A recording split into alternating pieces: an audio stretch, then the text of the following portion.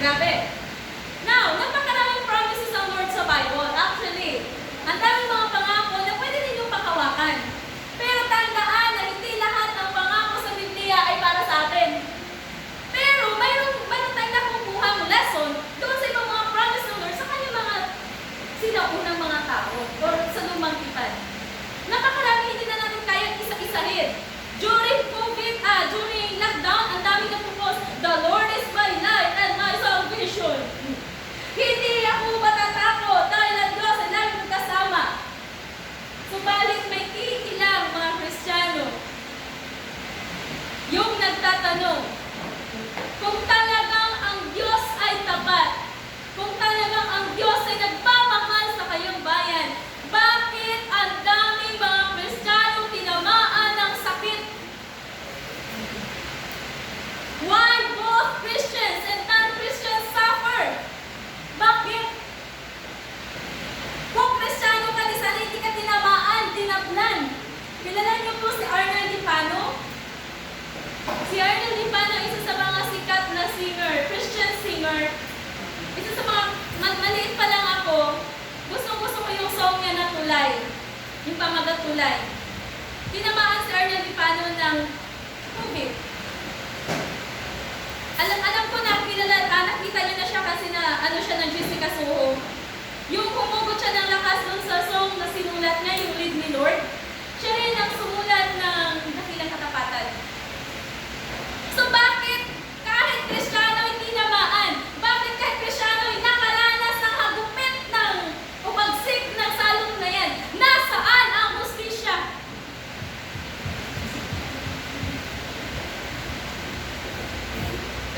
Wala pa rin. Dadalhin ko po kayo sa aklat ng Exodo. Exodo 13, 17, 22. Naririnig nila ba ako sa likod? Yes, yan lang malakas ang boses. Nang ang Parao ay, yan yung kwento na yan yung kwento ng paglaya. Nung pinayagan na ng Parao na lumaya, umalis ang mga Israelites, hindi sila pinadaan ng Panginoon doon sa shortcut na daanan from Egypt to Promised Land. Na actually, sabi ng mga commentators, mga 3 to 4 days. Hindi sila pinadaan. Sa halip, giniba sila ng Panginoon ng daanan. Nagpalayo tuloy. Hindi sila pinadaan sa shortcut. Why? Sabi ito. Why? Okay. Sa 7 days, sabi niya, when Pharaoh let the people go, God did not lead them to the road through the Philistines' country, though that was shorter. For God said, if they face war, they might change their mind and return to Egypt. Para din pa ng mga Pilipino itong mga Israelites, no? And then 21, by the day, ito yung sabi niya na kapag araw, ang pumapatnubay sa kanila ay, ano na nga yung pillar of cloud sa Tagalog? Ulap. At sa gabi naman ay haliging apoy. God doesn't always work in a way that seems best to us. Sa halip na i-guide ng God ang mga Israelita doon sa pinakamalapit na ilang araw lang, doon na napunta sa pinakamalayo. Napapalayo. Hindi ibig sabihin na kinalimutan na ng Panginoon yung promise niya sa kanyang bayan. Ang God ay may mga dahilan na minsan talaga ay hindi maintindihan o tanggap ng tao. Totoo yan. Ang Diyos ay may mga dahilan talaga na minsan hindi talaga natin maintindihan o hindi natin tanggap ng mga tao. Bakit nga ba? Bakit na ba niya ginawa ito sa kanyang bayan? Number 1, to avoid fighting with the Philistines. Yun pala yung reason ng Lord. Bakit hindi niya pinadaan sa shortcut na daanan ng mga Israelites?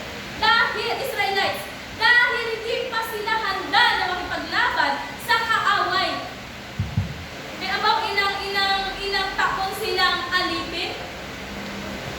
Hello? Ayan, okay na. Pero bungol-bungol pa rin. Ilang taon silang inalipin ng bansang Ehipto na ang tanging nalalaman nila, ang tanging alam lamang nila ay mga gusali. Ngayon, isasabak sa labanan na walang ka-practice-practice o wala man lang wala man lang training. Ano mangyari? Di patay sila kanan. Pangalawang napansin ko po sa verse na to, to test his people. Kung gaano talaga. Sinubukan niya ang kanyang mga tao, kung yung itong bayan niya, kung gaano ito katapat sa kanya. Pero nakita natin sa kwento, sa susunod na mga talata ng Exodus, grabe ka mga reklamador. Ay, abaw Moses, itala, tugid kami direct para ipapatay sa mga sundalo ni Paraon. Tapos, pagtawid na nila, ay, abaw Moses, itala mo kami dito para pagutom-gutuman. May nag-provide na naman. Ay, abaw Moses, itala mo kami dito para mamatay sa uhaw. Grabe ka mga reklamador. Doon nakita ng Lord kung gaano ka reklamador. May pagka-Pilipino din pala mga Israelites, no? Ang pangatlo na napansin ko dito is to show His great power. Ginawa niya yun para ipakita sa kanyang bayan ang kanyang kapangyarihan na kaya niyang gawin ang mga bagay-bagay na sa tingin ng tao hindi niya kaya. Yun ang dahilan kung bakit niya pinadaan doon. Para ipakita niya sa kanyang bayan kung gaano siya ka-powerful God. At pang-apat na napansin ko dito is to develop their faith. Na ma-develop po yung pananampalataya ng mga Israelita. Tapos pang-lima, to prepare His people. Kasi hindi ganun kadali ang pagpasok sa Kanaan, ang dami lang pagdaan ng mga pagsubok. Grabe. Now, God is an ever faithful God. Kapag sinabi niya, sinabi niya. Amen. Pag sinabi ng Panginoon, sinabi niya. Hindi siya nagbabago. Hindi siya siya'y laging tapat. At hindi siya kailanman nagsisinungaling. May mga dahilan at plano ang Panginoon sa mga nangyayari sa buhay mo at sa buhay ko. Lahat ng bagay na yan may dahilan ng Panginoon. Kung bakit niya inalaw na mangyari ang salot na yan, na pinagdaanan ang daming, ang laki talaga ng, tawag ito, ng ginawa niya sa buong mundo. Sobra, ang daming namatay, ang daming bumagsak na mga kabuhayan. Kung bakit maaaring inalaw yun ng Panginoon para sa mga unbelieving people, doon sa mga hindi naniniwala, time na para tanggapin nila ang Diyos sa buhay nila. Time na para pagsisihan nila at tanggapin ang Diyos sa buhay nila. May panahon pa para sa kanila. So mga believers, paano? Maaaring to test our faith. Sa mga pinagdadaanan po natin ngayon, maaaring tinestingan ng Panginoon. Sabi nga dito, God test our faith through difficulties. Para ito ng mga trials, problems, difficulties na dumarating sa buhay natin. Sinusubukan lamang ito yung ating pananampalataya kung totoo. Kung ang pananampalataya mo ba'y totoo at hindi ka ba natitinag? O ikaw ba yung klase ng Kristiyano na kapag dumating ka sa mga testing na yan, mga trials na yan, puro ka na lang reklamo. Hindi ka man lang ba marunong magpasalamat, hindi ka man lang ba marunong lumapit at humingi ng tulong sa Kanya, kundi ang naririnig niya, puro reklamo na lang sa buhay mo. Di ba po, bago nagkaroon ng COVID, lahat ng reklamo'y busy. Wala nang time mag-pray. Wala nang time pumunta ng simbahan dahil busy lahat ng tao. Binigyan tayo, inano ng Lord, pinahinga tayo ng 2 buwan. Kasunod 2 buwan na nagreklamo na naman. Kapoy na daw sa sulusong balay, kaya ang nakita niya, puro na lang balay, na nagkakilala na sila isa't isa ng buong pamilya na ang papangit na mga ugali nila. Nagkakasubukan na sila sa loob ng tahanan. Talaga ganito pala ugali ng anak ko. Ganito pala talaga ugali ng nanay ko. O at least nagkakakilanlan kayo na ganun pala ang ugali ninyo. Nagre-reklamo na hindi makalabas. Pero alam niyo po ba na may tinuturo ang Panginoon sa atin? Marunong na naman tayong makinig. Mag-sensitibo po tayo sa boses ng Panginoon. Pangalawa, first, to test our faith. Second is to develop our faith. Maaaring ipinaranas na sa atin ang mga bagay-bagay na ito para ma-develop. Ang sabi nga doon, mabuo ang iyong pananalig, yung walang pag-aalinlangan. Baka kasi yung ating pananampalataya ay dinuduyan-duyan ng hangin, kung saan pupunta, saan ka ganito, ganun ka lang. Sunod ka lang sa agos o sa alon ng dagat. Ayaw ng Panginoon yung ganun. Gusto niya na ang iyong pananampalataya ay matibay, matatag, para i-develop po yung ating pananampalataya. At pangatlo, ito yung pinakagusto ko sa lahat. Kung bakit inalaw ng Lord na maranasan natin ang matinding salot na ito to show His great power. Kung sino siya sa buhay natin. Hindi niya tayo pinabayaan, amen? Hindi niya tayo pinagkulang. Hindi ako naniniwala na during lockdown, ang iba sa inyo wala na talagang makain, kundi ang uminom na lang ng tubig. Imposible yun. May nakapag-report pa nga sa akin ng mga socialeros daw, mga taga-GOH. Mga sosyalan. 4 na beses kong kumain sa isang araw. Totoo po ba yun? Kaya pagbalik ng simba, hindi na magkarasya ang mga damit. Ang mga damit ay nagkadapunin-punin na. Dahil lumubo na ng sobra. At kahit anong ipit-ipit, hindi talaga kaya. Sa totoo lang po, naka-jacket ako kasi straight body ako at marami ang yung building ko. Sobrang sakit kaya sabi ko kay Joanna, pag-init-init na lang ako para hindi pansinin. Hindi ako naniwala na nagutuman ng mga taga-GOH. Family, imposible yun. Amen! Amen! Nagutuman ba kayo? Maaring pakunti na lang ang bigas pero dumating ang city. Hindi na kami pinabayaan ng Lord. Ginamit niya ang city para bigyan kayo ng bigas. Ang problema pinag-partner. Pagkalit pa lang pa kayo pinag-partner, yung mga bigas nyo? Ha? Sabi ni Lord, wala na ang bigas namin. O, bigyan ang city social. Okay, barter. Barter po. Joke lang, wala yan sa atin. Amen? Wala yan sa atin. Kasi marunong po tayo magpahalaga sa mga bagay-bagay na binigay sa atin. Yung mga binigay sa atin ng barangay, pasalamatan natin ng barangay kasi ginamit sila ng Panginoon. Lahat ng mga taong tumulong sa atin, hindi nyo ba alam na even unbeliever people, gagamitin na ng Lord para i-feed yung kanyang anak? Ganon kagaling ang Lord. Ipinapakita niya na kahit naka-lockdown ang lahat, ipinapakita niya kung gaano siya kamakapangyarihan na kaya niyang i-supply ang ating mga pangangailangan. Amen! Grabe si Lord. Kami nga hayakay kay may nagabigay ng isda. Si Kuya Chris, pag na grocery, meron kami. Sa Timasi pa pumunta, may pera. Hindi ko alam saan niya pinagkukuha yung pera. Hindi ko alam kung pinapautang niya yun, pero hindi siya babayaran. Bigay niya yan. Si Ate Martin, grabe na dami. Alam niyo, sobrang nagpapasalamat kami sa inyo kasi kahit alam namin na walang-wala na kayo, may mga kapatiran na walang-wala na pero nakakabot pa rin ng kahit mga gulay-gulay. Grabe talaga. Kaya nga sabi na, ang Lord ay hindi nagpapabaya. Grabe na nga, yung pinakamahirap na nga na trabaho, yung sobrang hirap na ng buhay niya. Pero social pa siya makapagbigay sa amin, bongga. Kasi marami na siya pagkain. Dami pagkain, ha? Fairness, kilala niyo yun. Now, pang-apat na napansin ko rin na maaaring lesson din na dapat natin pagtunan ng pansin na piniprepare tayo ng Panginoon sa darating pang mga pagsubok.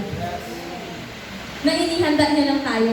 Wala pa po tayo sa tinatawag na Great Tribulation, masyado naman kayong advance. May ilan sa inyo na may paiyak-iyak ng nalalaman, tapos pa-post po sa Facebook. Wala pa po tayo sa Great Tribulation. Bakit may mga tatak na kayo? Wala pa lang, di ba? Wala pa nagpunta sa inyo. Actually, natawa ako kahapon na isang kapatira na kwento na yung mother niya namigyan ng pera sa isla. Sabay sabi daw, yung nabigyan, tatakan. Wala pa tayo dyan! Okay, mag-alala. Kasi kapag binigyan ka ng mahabang buhay ka ng Lord, nakabot pa ng mga 300 years old, maranasan niyo yun. Pero ako, gusto ko rapture na ako. Okay, hinahanda lamang tayo ng Panginoon. Dahil marami pa tayong makaharaping mga pagsubok na dapat tayong maging matapang. Amen. na naging prepare. Nandiyan ang Holy Spirit na mag-guide at tumulong po sa ating lahat. Now, challenge ko po sa umaga nito. Believe, magtiwala ka lamang sa Panginoon. Maniwala, magtiwala ka sa Kanya at kumasa ka sa Panginoon. Ang Diyos na nagpakayag ng Kanyang sarili sa lumang tipan, sa bagong tipan sa Biblia, ay siya rin Diyos natin ngayon. Bukas at sa susunod pang mga salinlangit at magpakailanman. Siya ay Diyos na hindi nagbabago, hindi nakakalimot at tapat sa Kanyang mga pangako. Gusto ko yung sinabi niya, Jesus Christ is the same and forever. Next, wala na. Kaya, ang Diyos ay tapat sa Kanyang mga pangako. Magtiwala ka lamang. Amen! Amen! Magtiwala lamang kayo ng Diyos ay tapat sa Kanyang mga pangako. Tumayo po tayong lahat at purihin natin ang Panginoon. Sa mga oras na to, diyan ka lang sa iyong kinauupuan, malaya kang pasalamatan ng Diyos. Ikaw ba ay may kinakaharap na problema sa mga oras na ito? Matinding problema ba yan na iyong kinakaharap? Ikaw ba ay nababahala sa kinabukasan? Put your trust in God. At siya, hindi ka pababayaan ng Panginoon. Ang Diyos noon ay Diyos din ngayon, na hindi marunong magpabaya, tapat sa Kanya mga pangako. Hindi po natin tandaan, ano man ang ating mga pinagdaanan. Maaaring may ilan na dito sa atin na demonish pa. Pero hindi ibig sabihin na pinabayaan na tayo ng Panginoon. May itinuturo lamang ang Panginoon sa atin. Ang lahat ng bagay ay may mga kadahilanan. Magtiwala ka lamang sa Panginoon, kapatid. Hallelujah. Kaya kung may problema, o ano man yung mga bumabagabag sa iyong isipan, sa puso mo sa mga oras na to, lumapit po tayo sa Panginoon na mayroong pananalangin. Hallelujah! Hallelujah! Glory to your name, Papa. Come on, church. Sabayan natin yung awit na ito na mayroong pasasalamat at malaya ka kayong magpuri sa Panginoon dyan sa iyong kinaupuan. Dyan sa iyong kinatatayuan, purihin mo ang Diyos na mga pag-ilihan sa lahat. Hallelujah! Yes, God. Glory to your name. Hallelujah! Ikaw ang tunay na Diyos. Ika'y walang katulad. Ika'y nag-iisa. Ikaw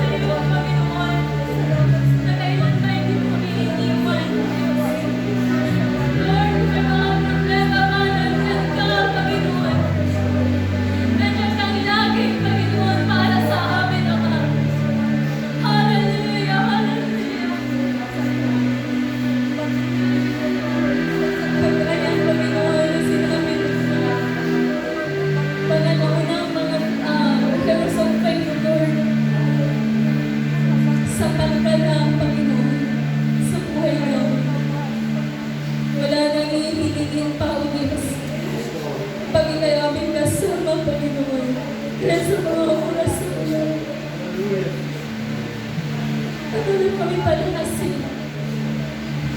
Panghawakan mo kami noon ng mga kamay ng Diyos. Patatagin mo ang aming pananampalataya, Panginoon. Tulungan mo kaming lagi magpapasalamat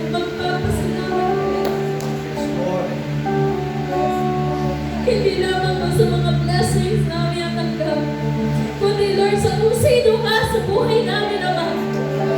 Kaya Lord, sa umagang ito, patuloy ka mag-usap, O Diyos, sa puso ng iyong mga anak, Panginoon. Hallelujah. Lord, today, Ama. Sa lahat ng may mga karamdaman, Panginoon, iniindang sakit, in the name of Jesus. Dalangin namin, Panginoon, ang ng magalingan na nagmumula sa iyo, na patuloy namin maranasan mula ulo hanggang talampakan ng Diyos. Sa lahat, Panginoon, na may mga mabibigat na problema sa mga oras na ito, Panginoon, ilalapit po namin, O Diyos. Yes, Lord. Tulungan mo sila, Panginoon, na magtiwala at maniwala lamang sa iyo, Panginoon. Na lumapit sa iyo, Panginoon, at magtiwala ng lubusan, Diyos. Ang bawat isa na rito, Panginoon, sa mga oras na ito, ang bawat pamilya, dalangin ko, Panginoon, nagabayan ang proteksyon mo. Lalo na ang aming mga bata, mga kabataan, Panginoon, iglesia. At ang mga matatanda, Panginoon, patuloy mong gabayan. Maraming salamat, Panginoon, sa iyong mga salita sa umagang ito. Pinupuri ka namin at pinasasalamatan sa pangalan ng Jesus. Amen. Amen. Hallelujah. Ayan. Thank you. Praise the Lord. Hallelujah. Ayan. Mukha na silang refresh. That's why Sunday is a very important day. And kung dahil kung bakit napakahalaga ng Sunday. Sunday, sabi nila, araw, sun, araw, day, araw, araw. Diba? But for us, this is the worship day. Ito yung panghuling araw sa atin daw. Ang 7 araw daw, sabi nila eh. But then, kung titignan sa calendar, it is the first day. So, first day siya, worship day. Di ba? Kahit sa calendar, sinabi nito talaga, unahin ko ako. Unahin namin sampay ng Diyos at ang buong linggo mo ay punong-puno ng pagpapala nila sa Panginoon. Amen! Napakaganda ng mensahe ng Diyos, di ba? Nakakaano siya, nakaka-refresh, nakakalakas ng loob upang labanan at patuloy na mabuhay. Amen ba? May-challenge po ba tayo? May-challenge ka bang lalong taasan ang pananampalataya sa Diyos? Kasi ang Diyos ay hindi nagbabago. Baka nga talagang may gusto lang ipagawa ang Diyos, di ba? Kaya nilang tayo ng 2 buwan. Baka yung iba ay hindi na-practice yung intensive praying. Kasi pag nag-intensive praying yan sila in 2 months, sigurado yung pagdating dito sa church, naku, para yung apoy. Diba? Parang, wow. So, nakakalata talaga yung magkaroon ng malalim. Diba? So, keep on praying. Amen? Ang lahat ay pinagpala. Kaya nga, kahit na lockdown, ECQ, GCQ, MGCQ, EQ, bahala na sila kahit anong EQ dyan, lahat ng Q, yung ating lalagyan ng kahit sa offering, meron pa rin naman. Ang aming, nawala tayo in almost, ilan ba? Wala, March, April, May, June na tayo bumalik, pero nagputol-putol pa siya. But then, the Lord is faithful. Pinuprovide niya lahat. Diba? Talagang napaka-blessed natin. Pinagpala tayo ng Diyos. Kahit na unbeliever ginamit para lang ma-provide niya. Diba? So, ano bang dahilan natin? Wala na. Until now, buhay tayo. Maraming salamat sa Diyos. Doon tayo unang magpasalamat.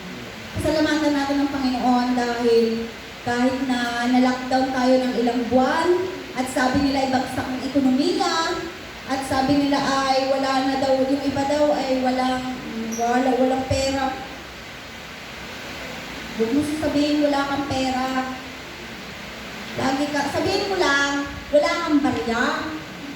Yun lang ang sabihin mo, huwag mo sasabihin walang pera kasi declaration yan.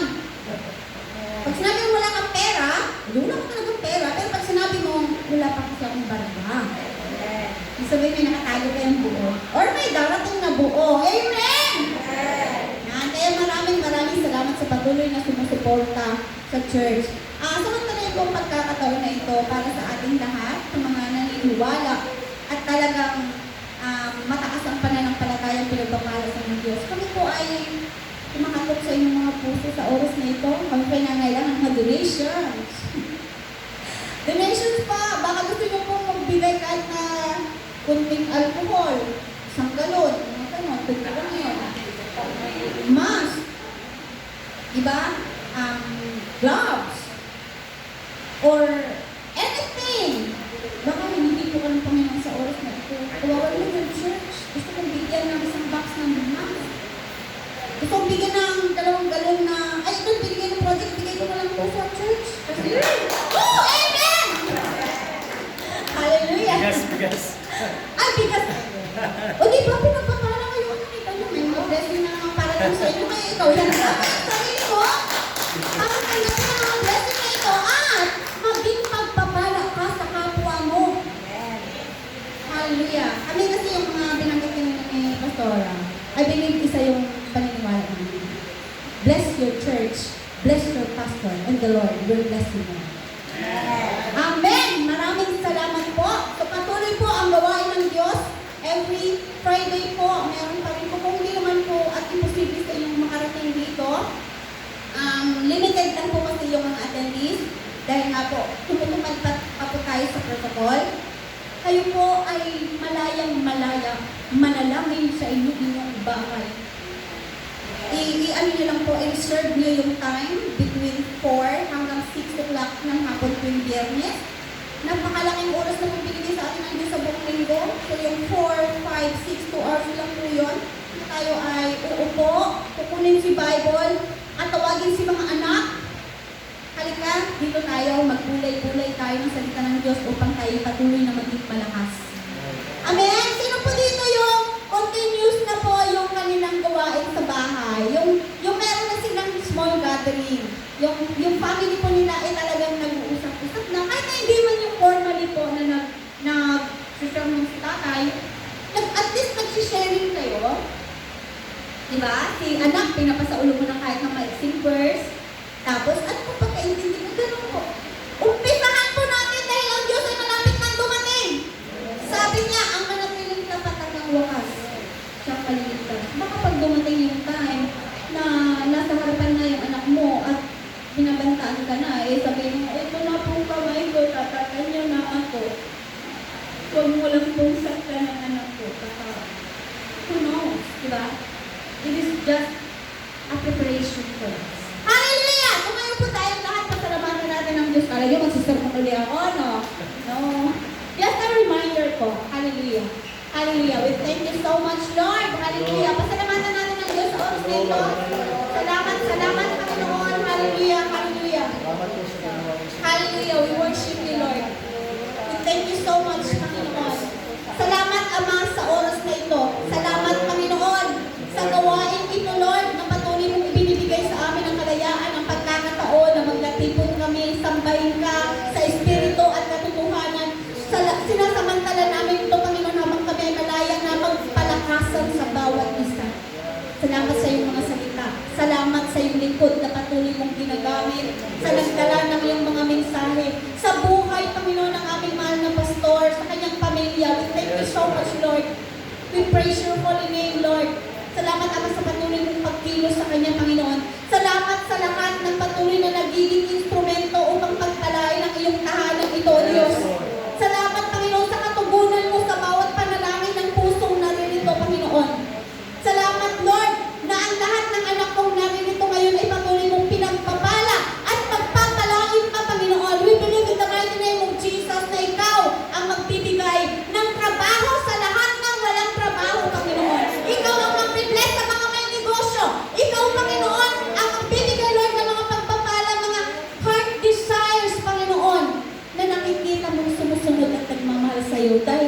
Diyos na nangako sa amin. Hallelujah. We thank you so much, Lord. Salamat, Ama, sa mga tithes and offerings sa oras na Yes, ito. Lord. I-bless mo po ang bawat isang anak mo na nagiging tapat. At dalangin namin, O Diyos, na ang bawat isa, Panginoon, na nangangailangan sa oras na ito, ay pagpalain niyo po, Panginoon, tugunin ang kanilang pangangailangan, Lord. At patuloy, Ama, na bigyan, Panginoon, ng pagkakataon na makapag-worship sa iyo sa pamamagitan ng pagbibigay. Maraming salamat, Panginoon, sa oras na ito. Salamat sa bawat isa. Alam namin, Panginoon, na nakita mo, Ama, ang pangangailangan namin spiritually. Salamat sa kalakasan nito, Panginoon. Salamat, Lord, na muli na naman kaming haharap sa buhay, Panginoon, na taglay ang iyong mga salita. Salamat, Panginoon, na binigyan mo kami ng pagkakataong makapunta dito, makatayo, makapakinig, makapagpuri sa iyo, O Diyos. Yes, Lord. Hallelujah. Lord, sa aming pansamantalang pag-iiwalay, hayaan mo, Panginoon, na ikaw ang Diyos na patuloy na kumilos sa amin. Ikaw ang Diyos na maghari sa amin. Ang iyong banal na Espiritu ang siyang lagi namin maging gabay sa lahat ng aming gagawin, desisyon o plano sa buhay, Panginoon. At lahat, Ama, ng lahat ng ito, Panginoon, ay magawa namin ayon sa iyong dakilang kalooban mo. Maraming salamat, Panginoon, sa buhay namin, sa buhay ng bawat isa, sa buhay ng mga taong patuloy mong ginagamit mo na maging pagpapala, Panginoon, sa bawat isa. Patuloy mo po i-bless ang bawat sa Lord. Be with us sa buong linggo, sa aming pakikiharap, Panginoon, sa panibagong hamon ng buhay, Lord. Continue to protect us. Continue to bless us, Lord. At nawa, Ama, ang iyong salita ay manatili sa aming puso at makita ang kadakilaan mo sa aming buhay, Lord. We worship you. We praise your name, O God. We thank you so much, Lord. Hallelujah! Everybody say, Amen! Hallelujah! God bless us all. Gano'n na tayo. Bawal mag-gano'n. Yan, dito po yung ating Hi. exit. Pwede po tayong magkaway-kaway muna.